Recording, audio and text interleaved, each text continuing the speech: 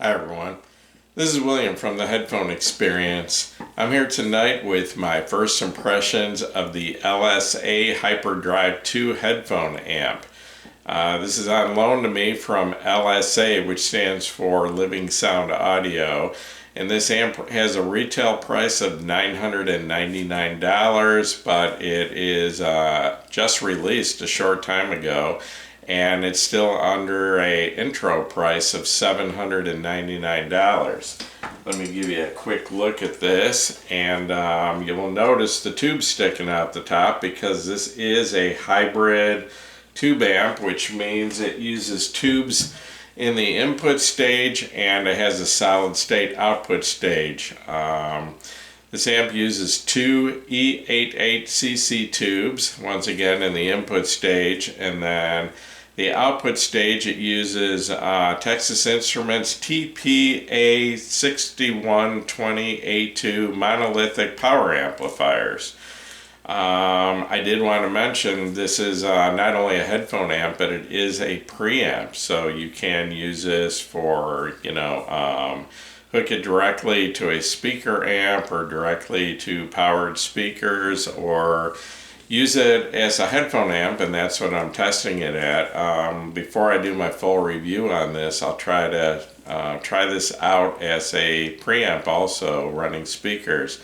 But anyway, this amp has 3 gain settings, which the control is on the front of the unit, and you have a choice of either 0, 6, or 12 decibels of gain. It has 3 analog inputs, and all 3 are RCA single-ended inputs. They're on the rear. And then it has 2 sets of preamp outputs, which are RCA single-ended on the rear. And then it has 1 headphone output, which is a standard 6.3 millimeter or a 1/4 inch single-ended headphone output on the front of the amp. And then the case is all made out of machined aluminum, or the chassis, whatever you want to call it. And this amp is rated at 2 watts per channel into 32 ohms, and the total harmonic distortion, according to LSA, is 0.002% at 500 milliwatts of output. And the size of this amp is 8.5 inches wide, 10.5 inches deep, and 4.2 inches tall. And it weighs in at about 7.5 pounds. And it's pretty heavy for its size. It has a very substantial feel to it. It seems to be very well built. It would be a little bit heavier, but this amp does use an external power supply. I'll show that to you before I forget. This is a 24 volt DC power supply, and plugs into the back of the amp with your plug here. One thing I did want to mention, it didn't come with the power cord that goes from the wall to this. I don't know if that was possibly an oversight. This is a review unit. It's possible someone forgot to put it in, so I'm not sure. I'll ask about that if it does come with the power cord. Otherwise, it's your standard, what is that? It's IEC, your 3-prong hookup, and if not, you can buy those cables for about $7 or $8. They're not real expensive. But anyway, the DC power input is similar to what Burson uses on their amps, 24 volt DC, and it seems pretty substantial. But that does hold the weight of the unit down a little bit by not having a transformer in your power supply inside the amp. So I want to move up a little bit closer here, give you a close-up look at this. I really like the way this amp looks. Has sort of an industrial look, and you can see the tubes on the top here, but I reviewed a while back a couple of power conditioners, not from LSA, but Core Power Technologies that use, and the two companies are kind of tied together. Well, anyway, it uses these same aluminum casings, and the chassis, a little bit different size, but very similar, and I really like the way this looks. But anyway, starting out on the front here, you have your power button. You have your inputs here, and it's 3 separate buttons. You push one, it turns that input on and shuts the other two off, and it lights up to let you know which input you're on.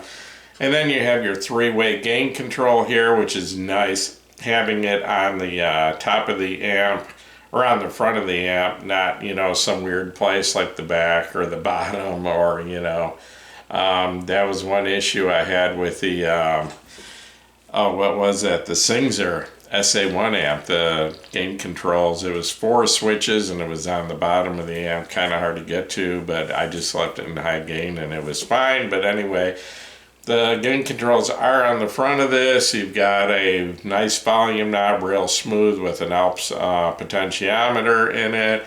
And then you've got your 6.3 millimeter headphone output, which is locking, so you have to push the button up here to release a cable.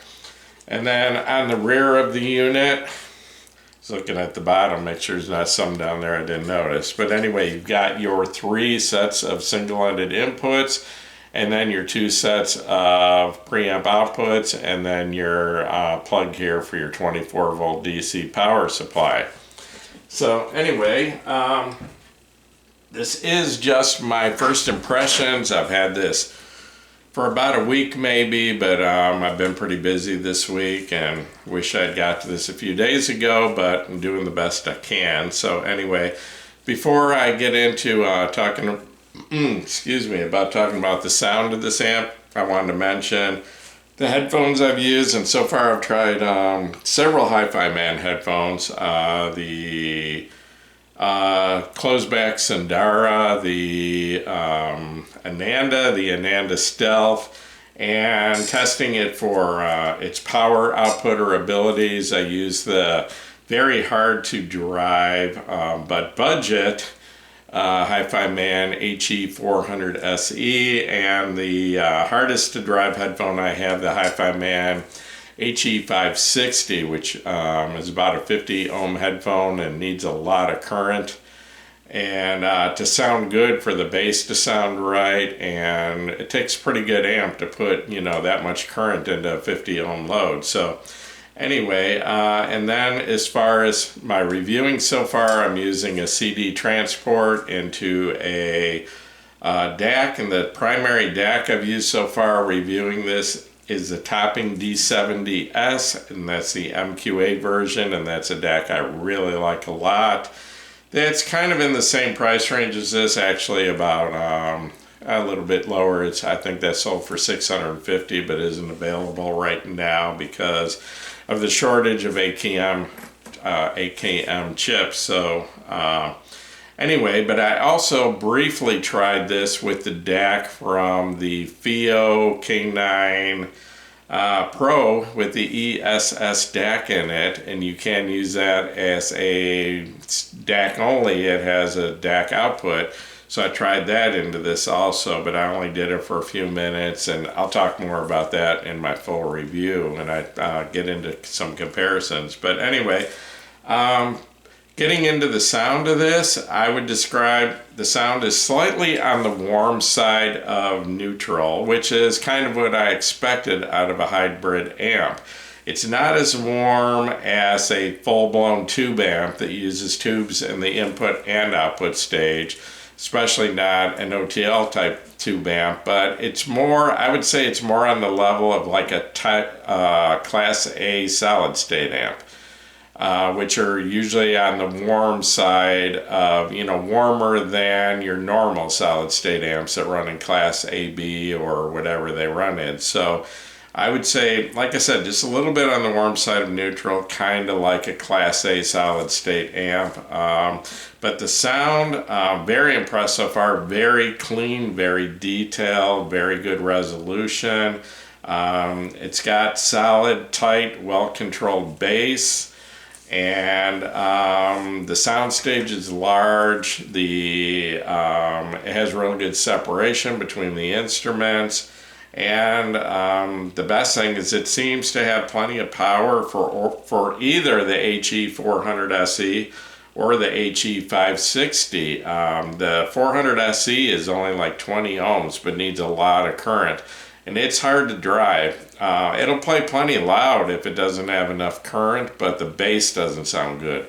The HE400 SE, the bass turns muddy and loses dynamics if it's underpowered, and it seems to, this amp seems to do a real good job with it. I mean, this is rated at 2 watts per channel into 32 ohms. That's some pretty decent power. That's more than most headphone amps. And then the HE560, which is a higher impedance headphone, about 50 ohms, needs a lot of current. I just tried it with that, and it did a really respectable job, does a really good job, and made that headphone sound really good. That headphone likes amps that are a little on the warm side of neutral, so really like the way the 560 sounded with this.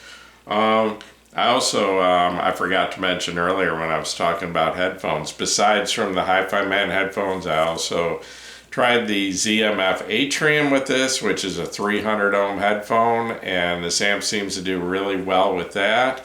And I also tried the LSA HP2, which is from the same company and made by Kennerton. And that's a dynamic driver headphone with, I think, a 32 ohm impedance. Real easy to drive, but likes warmer amps too. And this amp seemed to do a real good job with that. So anyway, I did want to mention that this amp, one feature I do like is it has, I think they call it a soft start, where when you hit the power button, the headphone output doesn't come on for like 10 seconds. It lets the amp turn on and the tubes warm up a little bit, and then the headphone amp kicks in and there's no pop, there's no noise, there's, you know, nothing like that. And then the same thing when you shut it off. It actually shuts off the headphone output, like I think about 10 seconds before it actually shuts down the amp. So once again, you don't get any noise or distortion or any pop or anything in your headphones. So really like that. And those pops, and you know, that can be hard on your headphones. So it's a nice feature to have. Also wanted to mention that this amp runs really cool. I've run it for like an hour, maybe longer, and the chassis itself just pretty much stays about room temperature. Doesn't get hot, doesn't even get warm. It stays about room temperature, and even the tubes don't get real hot. I can actually touch the tubes after this thing's been on and playing for like an hour, and they're warm, but they're not hot enough to burn my fingers. So heat isn't an issue with this thing at all. And did want to mention that I did a very brief comparison. I usually, when I do my first impressions, I don't do much as far as comparing to, you know, a headphone to other headphones or an amp to other amps, because you know, I leave that for my full review. I want my first impressions to be kind of, you know, unbiased, where I'm just really telling you what I really think when I first hear it, and, you know, before I compare it to other things. But sometimes I need to throw in a brief comparison just to make sure that, you know, my judgment's right, because it's very easy, and I know I have a problem with it. My brain will adjust very quickly to a headphone or an amp, and even if it sounds kind of weird, my brain will tell me it sounds okay. So sometimes I do need to, before I do a first impressions, need to do a quick comparison. So I actually used my Audio GD Master 9 to do that quick comparison, and what I did is I ran the same DAC, the Topping D70S MQA, into both amps, the Master 9 and this, and went back and forth with the same headphone. I was using the Hi-Fi Man Ananda Stealth, and which is a very clean, very detailed sounding headphone. And I went back and forth for a while, and like I said, this was a brief comparison, and I will try to dig in, compare more extensively in my full review. But this actually has a similar sound to the Master 9. The Master 9 is a full Class A amp, and it has a nice warm sound. It's one of the warmest sounding solid state amps that I've heard. A couple of others would be the Wells Audio Milo and the Urzatish Bacillus Tilia, which is actually the warmest, most tube-like sounding solid-state amp I've reviewed so far. But anyway, this amp has a similar sound to the Master 9, and it's similar in clarity and detail, and it's not quite there. It's almost there. I mean, the Master 9 is about twice the price of this, and it's been my reference amp for, 3 years now, and I've compared it to a lot of pretty high-end amps, and it's held its own. So saying that this sounds similar to the Master 9 is saying a lot. I was surprised. Like I said, it's not all the way there. I would say, just a quick guess for now, and I will compare it more extensively later, but I would say it's like 90% of the way to the Master 9, and that's basically kind of how it works, in the laws of diminishing returns. You basically have to spend about twice as much to get like a 10% improvement in audio. That's kind of the guideline, that people go by. But anyway, excuse me just a minute.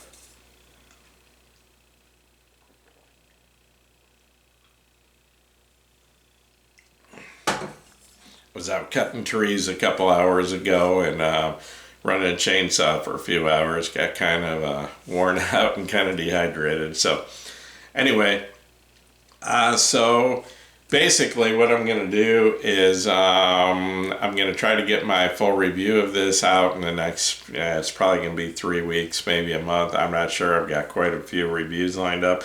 But I'm going to try to do some comparisons. And what I have to compare to right now, like I said earlier, I've got the FIO K9 Pro, which is a combo DAC amp, but both the DAC and amp seem to be really nice. So I'll compare the amp part of that to this and try, again, more so the FIO DAC through this amp and see, how everything compares. I've also got still have the Burson Conductor 3 reference, which is once again a combo DAC amp. It has a very nice amp, but the price of this amp is kind of getting up in the price range of the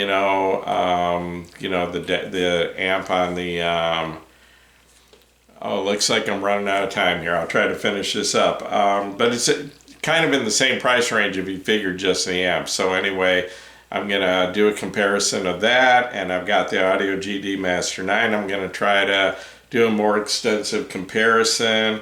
I've got the Felix Audio Echo, which sells for a similar price as this. It's a full tube amp, uses tubes in the input and output stage, and it happens to be an OTL. And then also I've got a couple of Waveborn tube amps here. One's in OTL, the other's transformer coupled. So I've got a lot of things to compare this to. So hopefully I get that in a couple weeks. And in the meantime, I'm going to wrap this up. Once again, this is William from the Headphone Experience. If this video has helped you, please give me a thumbs up. Please subscribe to my YouTube channel if you haven't already. And the Headphone Experience on Facebook is up to 19.5 thousand members. I'd like to see you all join us over there. Once again, thanks for watching my video.